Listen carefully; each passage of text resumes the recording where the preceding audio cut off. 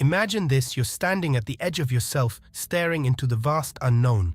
Your heart pounds as you realize there's no one else around.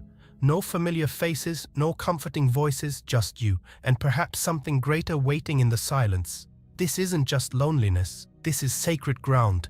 It's where the soul discovers its true dependence, not on fleeting comforts or external validation, but on the presence of the living God. Heng once said, "When a man has no one but God, he walks into a realm where earthly attachments lose their grip and eternity becomes real." These words aren't mere philosophy, they're a profound truth that countless individuals throughout history have experienced firsthand. From Abraham walking away from everything familiar to follow a voice he couldn't see, to Joseph enduring betrayal, imprisonment, and abandonment before rising to greatness, these stories remind us that solitude isn't punishment, it's preparation. Today, we dive deep into what happens when life strips you bare, leaving only your faith and resolve intact. We'll explore how solitude transforms weakness into strength, despair into hope, and emptiness into divine fullness. And most importantly, we'll uncover why trusting in God during these moments isn't just about survival, it's about becoming who you were always meant to be. So buckle up, because this journey will challenge everything you think you know about struggle, surrender, and ultimate triumph. The weight of isolation. Let's face it, solitude can feel like a curse. When the world fades away, when friends fall silent, and loved ones don't understand, it's easy to spiral into doubt. You might find yourself questioning whether God even hears your prayers anymore. After all, if He cared, wouldn't He intervene? Wouldn't He speak louder, act faster, or make His presence known in undeniable ways? But here's the thing, God doesn't operate on our timelines. In fact, some of the greatest transformations occur precisely because He allows us to sit in the stillness. Think about Moses, who spent 40 years tending sheep in the wilderness after fleeing Egypt. 40 years. Can you imagine the frustration, the impatience, the longing for purpose? Yet it was during those decades of obscurity that Moses learned humility, patience, and total reliance on God. By the time God called him to lead an entire nation out of slavery, Moses wasn't acting out of ego or ambition, he was ready to serve with unwavering obedience. Moses' story is more than just ancient history, it's a mirror reflecting many of our own struggles today. How often do we hustle, striving to prove ourselves worthy of attention or validation? We scroll through social media, comparing our behind the scenes to everyone else's highlight reels. And when no one seems to notice our efforts or worse, misunderstands them, it feels like rejection. But what if this season of invisibility isn't punishment? What if, like Moses, God is using this time to strip away distractions so we can focus on Him? Or consider David, the shepherd boy turned king. Before ascending the throne, David endured years of running from Saul, hiding in caves, and living as a fugitive. During this time, he wrote many of the Psalms' raw expressions of emotion, faith, and intimacy with God. Had David skipped straight to kingship without these formative years, would he have ruled with the wisdom and grace that marked his reign? Probably not. The wilderness wasn't wasted time, it was essential preparation. David's life teaches us something profound. Isolation isn't inherently bad. It's not a sign of failure, but an invitation to grow deeper roots. Imagine planting a tree in shallow soil versus rich, fertile ground. Sure, the tree might sprout quickly in either scenario, but only the one anchored in deep earth will withstand storms. Similarly, seasons of solitude allow us to dig deep spiritually, emotionally, and mentally. They force us to confront fears, insecurities, and doubts head-on, creating space for transformation. So if you're feeling overlooked today, if no one sees your pain or acknowledges your struggles, take heart. What feels like isolation may actually be God shaping you for something extraordinary. The very things that seem to weigh you down could become the foundation upon which He builds your future. But first, you must trust Him enough to stay in the process. Faith forged in fire. There's a reason faith is often described as a muscle. It grows stronger under pressure. When everything around you screams that you're alone, yet you choose to believe you're held, that's faith. When every fiber of your being tells you to give up, yet you hear the still small voice saying, "I'm not done with you yet," that's fire-tested belief. And let me tell you, there's nothing more unshakable than faith forged in contradiction. Take Elijah, for example. Here was a prophet who stood alone against kings and false prophets, boldly declaring God's truth despite overwhelming odds. Did he ever doubt? Absolutely. Remember his moment of vulnerability after defeating the prophets of Baal. Exhausted and afraid, Elijah fled into the wilderness, convinced he was the last faithful servant of God. But instead of abandoning him, God met Elijah in the quiet. In that stillness, Elijah discovered that he wasn't alone, and neither are you. Elijah's journey reminds us that faith isn't linear. Even the strongest believers experience moments of weakness. The key difference lies in how they respond. Instead of wallowing in self-pity, Elijah eventually returned to his mission, empowered by God's reassurance. His story challenges us to reframe our perspective. What if moments of despair aren't signs of defeat, but opportunities for divine intervention? Heng reminds us that faith isn't about having all the answers. It's about stepping forward in trust, even when the path ahead is unclear. Faith doesn't demand certainty, it thrives on hope. And hope, my friend, is the lifeline that keeps us moving forward when everything else seems to crumble. Consider this analogy. Faith is like Wi-Fi signal strength. Sometimes you're standing right next to the router, basking in full bars of clarity and connection. Other times you're wandering through walls and obstacles, barely clinging to 1 bar of reception. Yet, even in those weak signal zones, communication remains possible. Faith works the same way. Even in moments of spiritual static, God's presence persists. Our job is simply to keep tuning in, trusting that the connection will stabilize. God's silence, a divine pause. In moments of desperation, it's natural to cry out to God, expecting immediate answers.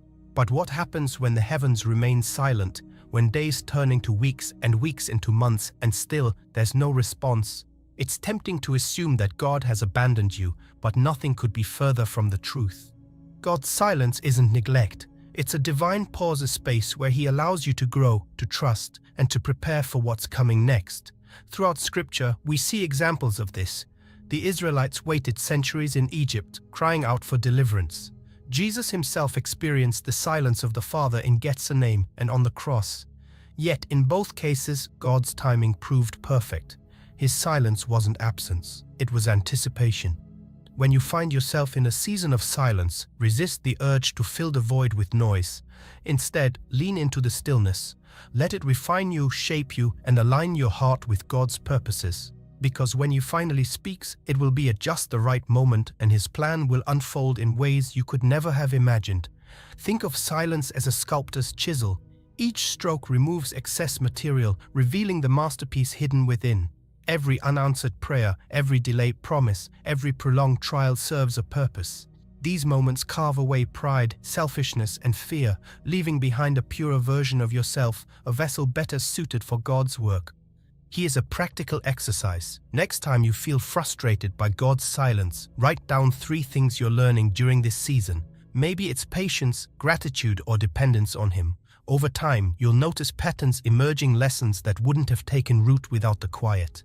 Living beyond the wilderness. Ultimately, seasons of isolation and silence aren't meant to define us. They're designed to transform us. Just as winter prepares the earth for spring, these periods of dormancy set the stage for new growth. Whether you're navigating loneliness, waiting for breakthroughs, or grappling with unanswered questions, remember this: God hasn't forgotten you. He's preparing you. So, embrace the wilderness, trust the process, and above all, hold fast to the truth that God's plans are always good, even when they don't look like we expect.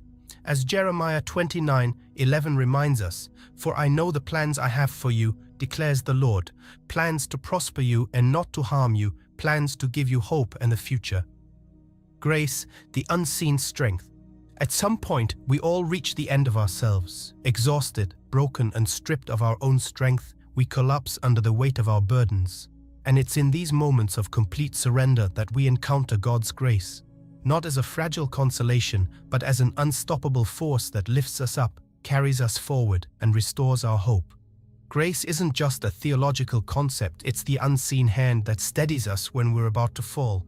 It's the quiet voice whispering, "You've got this," even when everything inside screams otherwise. Grace doesn't wait for us to clean ourselves up or fix our messes before stepping in.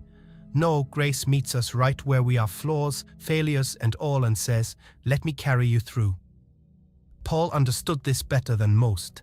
Despite facing persecution, imprisonment, and relentless hardship, He declared, "My grace is sufficient for you, for my power is made perfect in weakness." Paul didn't view his struggles as setbacks. He saw them as opportunities for God's strength to shine through. And so can you. When you come to the end of your own ability, remember this: God's grace is infinite. It's sufficient for every trial, every challenge, and every heartache.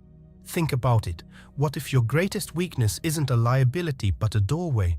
A doorway into experiencing God's power in ways you never imagined. Paul embraced his thorn in the flesh not because he enjoyed suffering, but because it kept him humble and dependent on God. His story invites us to do the same, to stop resisting our limitations and start leaning into them.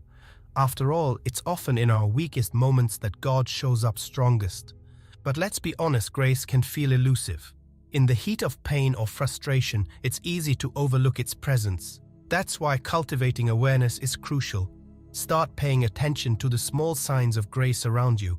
Maybe it's a kind word from a stranger, an unexpected financial provision, or simply waking up to another day. These aren't coincidences, they're glimpses of God's goodness at work.